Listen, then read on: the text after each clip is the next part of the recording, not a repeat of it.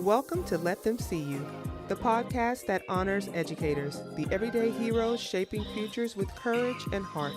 I'm your host, Sarah Hightower. This is your space to recharge, find joy, and embrace your power. Hi, everyone. Welcome to the very first episode of Let Them See You. This is a podcast dedicated to teachers and educators ready to rediscover their passion for education and push themselves to try to stay in the profession. We're working together to get through this thing. I'm here, your host, Sarah Hightower, to support you in your ability to do that. Here we go. First of all, welcome. I appreciate you.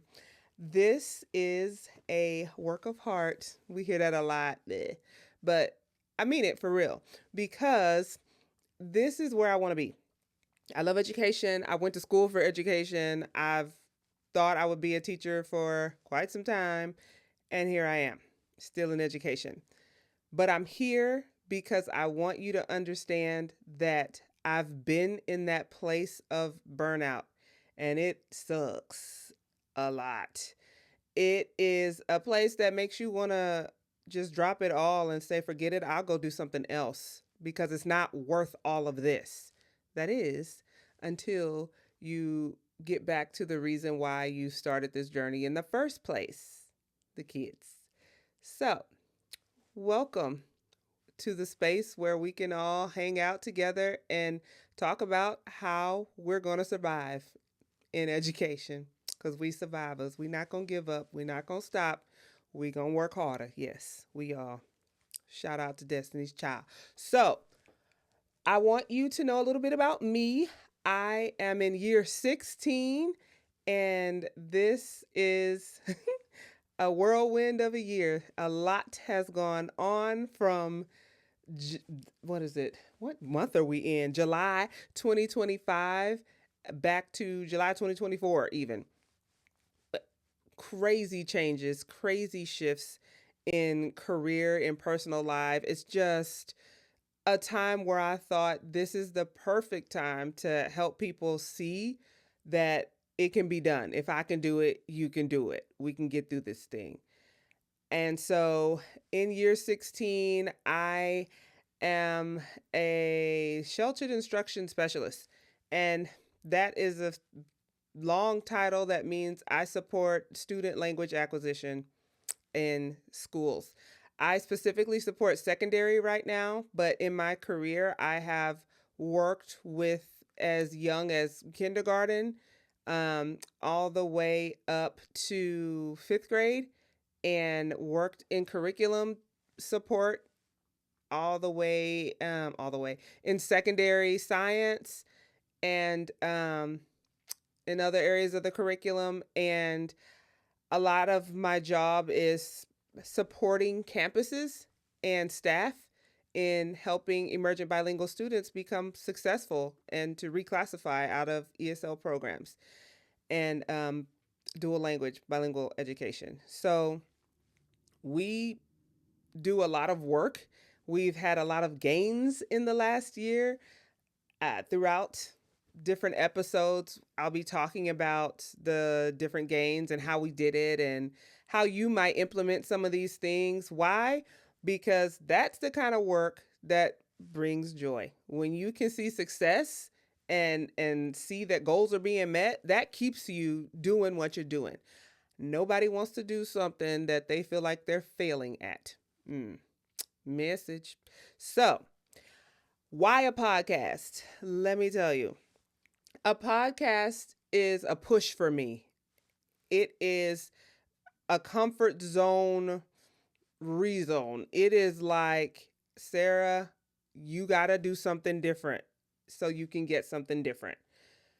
I naturally don't talk to people as in a networking capacity. And that is a major area that I'm trying to grow in.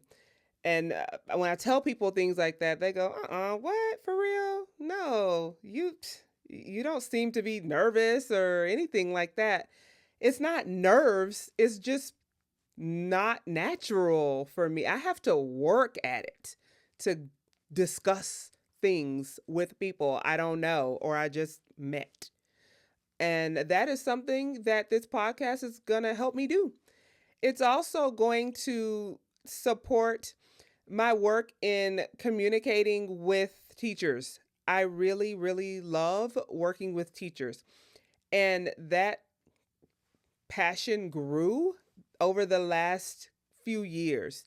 One of the things that I've been able to do in my work is develop and work on a sheltered instruction cadre in my district. And we have seen awesome gains from that cadre. And that work is directly connected to teachers and building their capacity to support emergent bilingual students and other students in their classroom.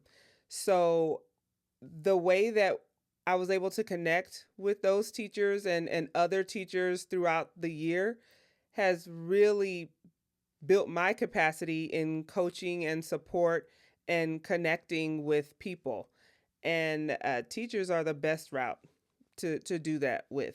They are the foundation of education. And so if we have strong teachers, then we have strong students and we have strong societies that are full of people in the workforce and helping us all contribute to a better civilization. Ding. So I want to be sure that my work is purposeful. I want to feel fulfilled. And if you're like me, you want to do something that you don't feel like is a waste of time. Working to improve student success is never a waste of time.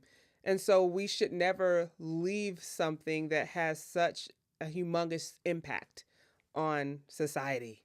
Kids, yes, we got this. So that's why I chose to do a podcast. I also listen to a lot of podcasts. I listen to a range of them. Some of them are like syndicated radio that they reformat to be a podcast, like the Breakfast Club. I love the Breakfast Club. I love it because there are some different personalities on there. I love the guests that they bring on. Sometimes it's related to music, different hip hop and R&B artists. Sometimes they bring on politician. Recently, they had Mel Robbins on. She's the author of one of my now favorite books, The Let Them Theory. And that book had a tremendous impact on me.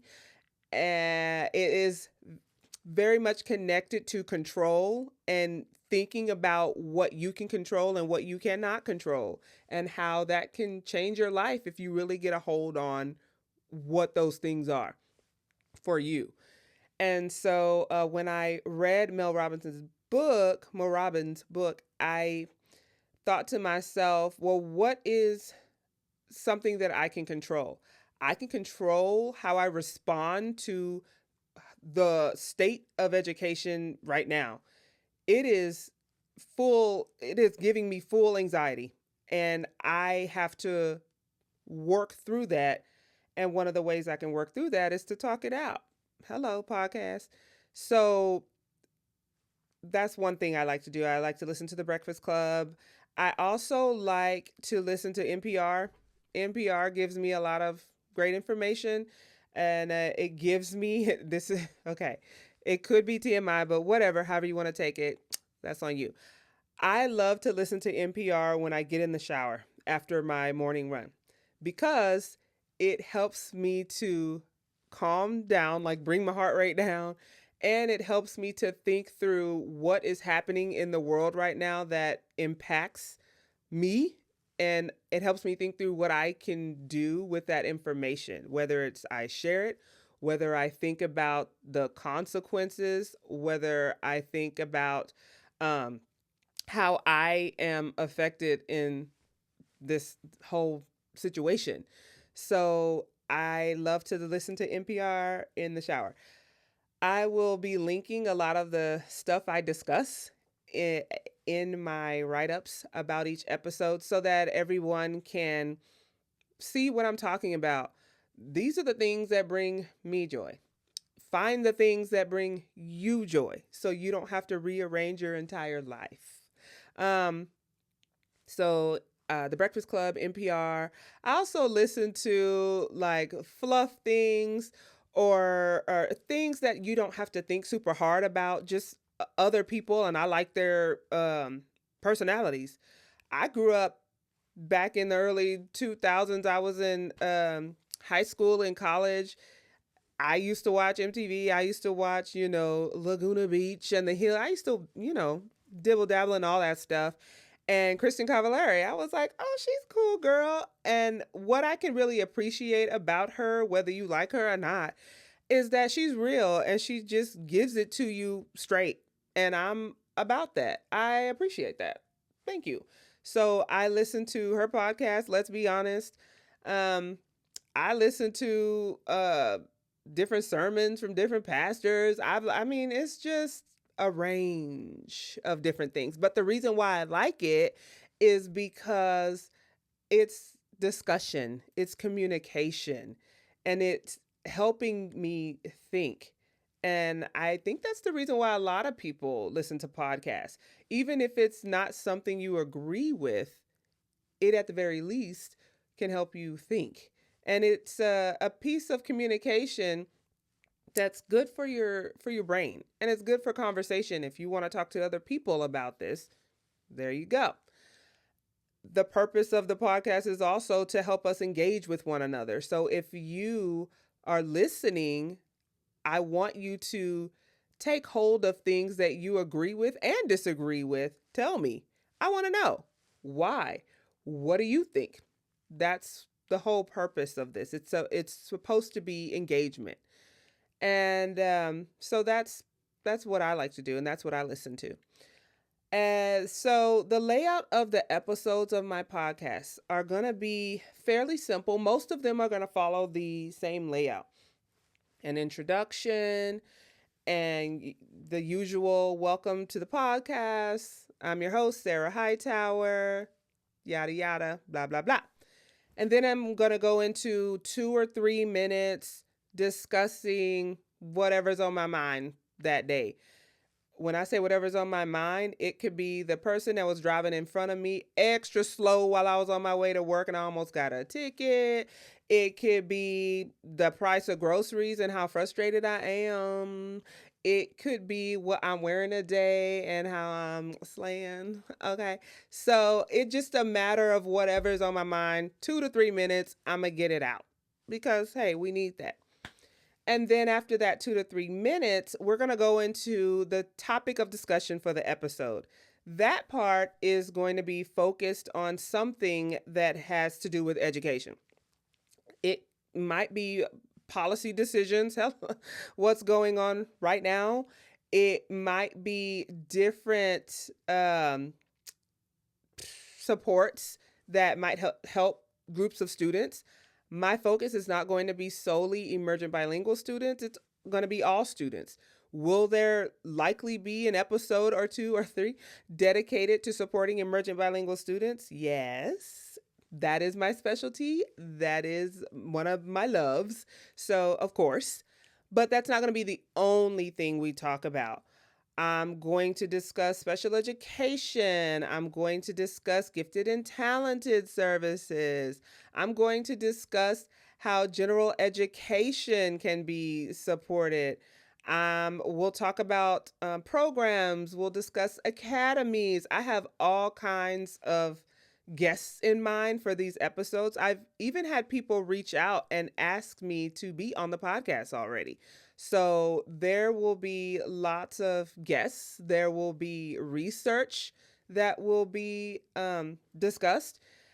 The research during that portion as well is going to come from sources that I think are important to the field. For example, or not just necessarily important to the field, but maybe things that we don't necessarily pay attention to that we should. For example, the Kinder Institute at Rice University has some great things happening. One of those things is HERC, the Houston Education Research Consortium. And They have conducted a lot of different research studies locally and regionally, and that information has been used by tons of districts to make decisions on what's happening in their district. Sometimes the district reaches out to HERC and says, "Hey, can you help us make this decision? We have this problem and we need some support in coming to a solution. Can you help us out?" And HERC will support the district. Sometimes the district doesn't reach out to HERC and HERC just does a regional study, and that study includes different districts in it. And that information is used to help make decisions. So we'll be looking at a lot of what they come up with. It's great. Through that connection that I've made, there are some professors that I've been reaching out to. They have lots of great research, and we'll be using that to discuss different things happening in the profession, as well as different things that I come across, like the Charles Butt Foundation. Okay, I know, but I get it. Haha, we're educators. Charles Butt, as in HEB, yes. And they have the Langer Research Associates that help that foundation, the Charles Butt Foundation, to do some research on teachers and teacher retention. And this research is a public opinion research. So they survey the community, different members of the community, and they ask them questions that are connected to teachers and education.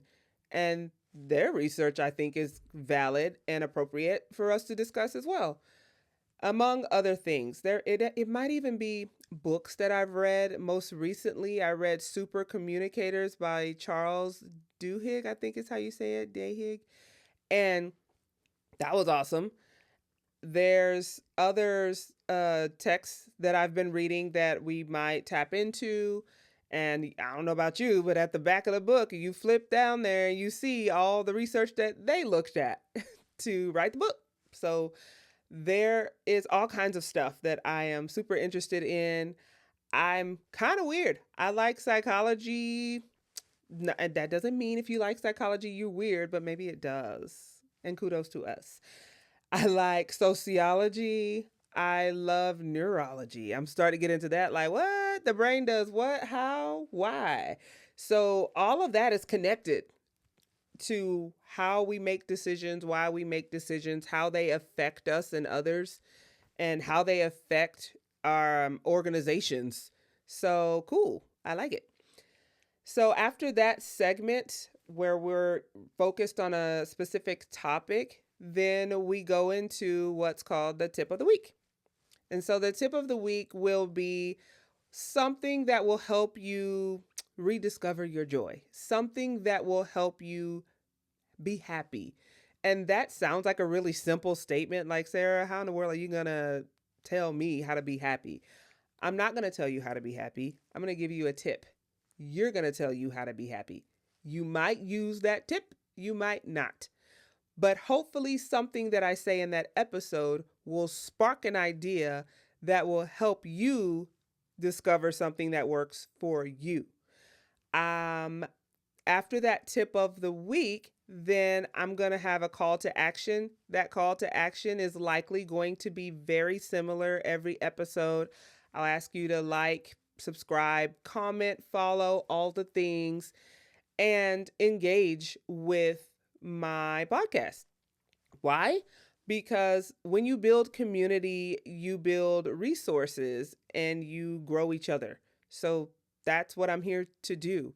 I love to see growth. I love to see success. I love to see people win, including myself. So let's win together. And that is how the episodes will run. So just to run it back one more time, the episode rundown will be an introduction of myself. I'll tell you, who I am, the host, what we're talking about that day. I'm going to go into possibly a rant at the very beginning, just 2 to 3 minutes, whatever's on my mind, just to get us going. After that, we'll get into the topic of discussion, likely pulling from some research and Sometimes I'm going to have a guest and we're going to listen to what they have to say about education and how we can move forward and progress in supporting our students. And then we're going to have a tip of the week. I am going to ask you to reflect and then I'll call you to action to do something. All right. Simple, easy peasy. Then I want to tell you about, for this episode, why this whole thing matters. We are in a not a crisis, but this is quite the time in education. There have been a lot of changes, as I said earlier, but those changes haven't been small. Those changes haven't been like temporary. Some of the things that are shifting have lasting effects for the profession, have lasting effects on students and learning and teaching.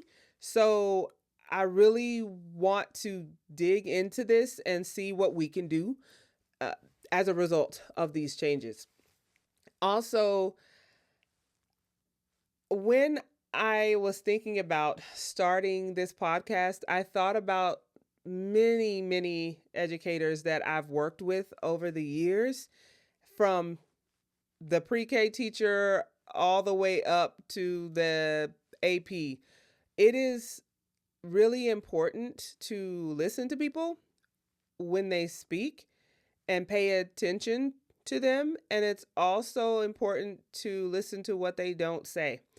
And what I mean by that is when you have these in-person conversations, you can tell how someone feels versus what they say. Nonverbal communication is communication. And a lot of the information that I gathered from teachers and other educators that I've supported over the years wasn't even verbal.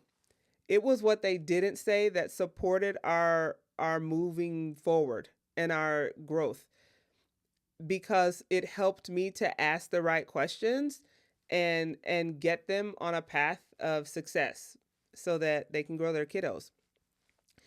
And that what that type of reflection helped me to also start this podcast, because I thought there's many teachers that I have seen and a bunch of them were like, I'm over this.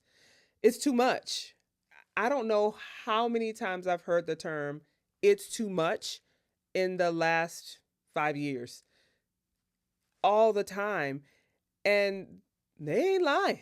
I agree. It's too much. When you're expected to know the content, teach the content to the students, your colleagues, you're also expected to do all the other things that come with the job. And then you have to go home and do the job of home. And then you have to do the job of self. And then you have to go to sleep and rest and wake up and do it all again. It can be a lot. And it wears people down. And unfortunately, it has worn thousands of teachers down to the point to where they leave the profession, not the district, the profession. And sometimes that's necessary. Sometimes it's okay. It's time to go. But other times we can figure out ways to help you see what the root issue really is and then work through it so that you don't have to sacrifice everything that you've worked for years because you can't take it anymore because of burnout. Rather than allowing you to burn out, I am going to try my darndest to keep your flame burning bright. Why? Because that's what kids need. We need teachers in the classroom that know what they're doing and they want to be there. Period. All right. So I wrote a letter to myself. And this letter was written August 11th, 2023. And the reason why I know that is because I recently opened it and read it at a staff meeting that we had. And y'all, I cried. I was reading this letter like, what? I at that point, a couple of years ago to now, I have grown so much. You don't grow until you go through some stuff. And I went through some stuff from 2023 to now that has made me reflect, but also made me proud. And I was just happy that I had written that to myself because I needed to hear it the day I read it, even. So I'm going to read y'all my letter. Sarah, trust yourself. You can do challenging things. How do you know? You've done them already. For some strange reason, lead people, keep trusting you to get things done. Others see greatness in you and push you to rise to your full potential. Surprisingly, some people may even be intimidated by you, but your warmth and self assuredness draws them in. God chose you for this work. It's good work. It can be a fight, but girl, you can fight. Remember that no person and nothing can take your knowledge and passion away. Keep learning, keep driving, keep leading. And when the year is done and you've looked back at all you've accomplished, you'll realize how amazingly capable you truly are. Love, me. Look at me encouraging me. I was so like, Sarah, why would you make me cry like that? But the reason why it made me tear up, like I said, is because I needed to hear it on that day. At that moment, I was like, ugh. And that also was a little spark for me to be like, what are you going to do? How are you going to change things? So that's why I started the podcast. Okay. Um, can you believe it's already been 27 minutes? And here I was thinking, like, where would I ever get material for a podcast? How am I going to talk for 20 to 30 minutes every week on different topics? Psh, watch. There's plenty to be said and plenty to be done. So let's get to work. We're up to the tip of the week, and this week's tip is find micro joy. And of course, micro joy, you know what micro, we all teachers, we all professionals, we know these things. But micro joys are those things, small things that make a big difference. One micro joy that is my favorite is running. I love to run. Why? Random. When you see me, people wouldn't just say, that's a runner. She looks like a runner, but I am. It all started when I was burnt out in the classroom and to the point to where I was getting dizzy. Like I was so stressed. I wasn't eating, I wasn't drinking. I was just not healthy. So I said, okay, I got to do something. I can't let this job kill me. I ain't finna die for this job or this check. Y'all can keep it. I ain't doing it. I said, okay, but I got to do something. So what do I do? And I said, I do like the way I feel when I move. Well, what kind of movement? I tried yoga. I tried weightlifting. I do still do some weightlifting. But then I tried running. Ooh, I couldn't do it very well at first. It started off as walking. It did. And that's okay. I downloaded this app on my phone called Couch to 5K. Changed my life. Couch to 5K took me literally from just walking, not even at a brisk pace, but I was walking and eventually I was up to running a 5K. And for those of you who are unfamiliar with how long a far or how far a far, I can talk, I promise. I promise. But how far a 5K is a little over 3 miles. Y'all, I was proud. I was surprised. I was shocked. And I couldn't wait to tell somebody else to do it. because of how I felt after I did it. A micro joy for you should make you feel that way. It should take you out of a funk and bring you into a spring happiness. You should feel like a new person after you do these micro joys. So, working out, exercise is always a great thing to do. Another micro joy for you could be journaling. And I know, some of, especially guys, I don't know why every guy I've talked to about journaling, they're like, I don't know. You can do this. Some girls feel the same way too. Like, I don't know what to say. I don't know how to start. Write your thoughts down. Just pick up a pen and write. Get your thoughts on the paper. Oftentimes, I write when I'm upset to get it all out. But recently, I've been trying to emulate some of the leaders that I've seen, and they write notes to people that are positive. They'll just go put it on somebody's desk and tell them, hey, you're amazing because dot, dot, dot. Or they will say, hey, that thing you did, it was great.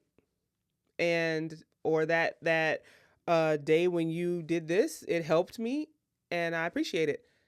Kind notes. Pick up a pen and write a kind note to someone. It can be a colleague, it can be your child, it can be yourself, and put it on your mirror. But that is a micro joy that you would not believe. I have 5 or 6 notes that are on my mirror and they're very kind, and I wrote them to myself. So write it down. It helps. And the third micro joy that I'm going to share with you, the third and final, is smile. You would be surprised what a smile can do for your mood. Laughing, smiling changes it up. I have known some of the funniest people in my life, and the way that they get through their pain is laughter. If you research a lot of popular comedians, they had bouts of depression. They dealt with a lot, and the way they dealt with it was through laughter. They joked around and made themselves and others laugh. It does matter. It literally changes your body chemistry. Find something that makes you smile. And hey, if you can't find something to make you smile, fake it. Pretend. You heard the term fake it till you make it. It's real. Do it.